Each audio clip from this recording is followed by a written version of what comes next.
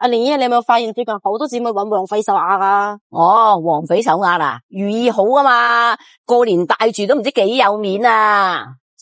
哦，咁啊，咁蓮姨今日你可唔可以搵條唔過萬嘅黃翡手鐲俾姊妹們啊？又俾難題我，唔過萬嘅黃翡手鐲去邊度搵啊？搵到成場啊，搵到收檔都未必搵到啦。阿蓮姨啊，呢個係粉絲喎，免費幫你打廣告啊！咁啊啱聽，咁好啦，咁我哋嗱臨去搵下啦，睇下搵唔搵到。係啊，仲有大陸嘅喎。哇，你有黃翡一大橛，應該超預算啊！阿老闆娘呢條幾多錢啊？2條18。咁啊真係超晒預算啦！哇，呢條黃翡黃嘅就多啦，但係咧就有啲棉啦，化唔開嘅棉。嗱，黃翡有啦，但係咧嗰個底裝就粗啲咯。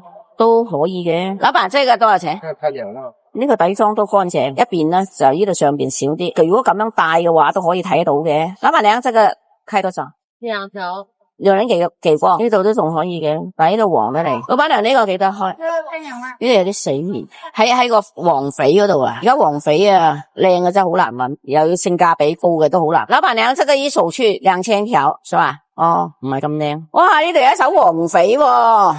睇下先，呢手嘅底裝都仲可以，但係個黃咧就唔係話咁明顯咯。嗱，呢條就好啲，我出去睇下自然光先吓。呢種黃翡咧就屬於嗰種清清爽爽、清甜啲嘅黃，同埋咧佢係一個半山水嚟嘅。呢手貨整體就唔錯嘅，咁咧但係我要睇佢個價錢先。呢種一手貨嘅厚係厚嘅，但係阿蓮姨你又要自掏腰包買下呢手先可以俾姊妹㗎喎。咁啊，全部都收咯。如果收一條咧就冇咩性價比嘅。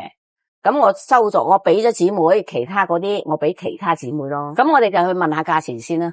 好啊。老闆娘啊，其實呢手貨咧個黃係有黃，但係佢嗰啲黃咧唔係話咁艷咁鮮啊。你睇下，咁如果係成手貨，你係俾幾多錢咧？成手啦，你攞。你睇下，有啲咧個黃咧就係靚啲，但係有啲黃咧就係死死實實咁樣。咁你最低係俾咩價我？因為我同我啲粉絲搵噶，我唔賺錢我都俾佢噶啦。你啱我就收，唔啱就算啦。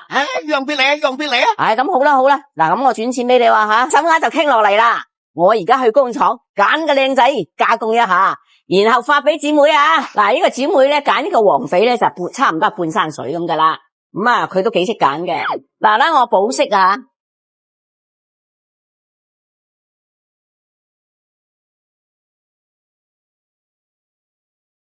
要蓮姨安排嘅就溝個1或者留個圈口啦。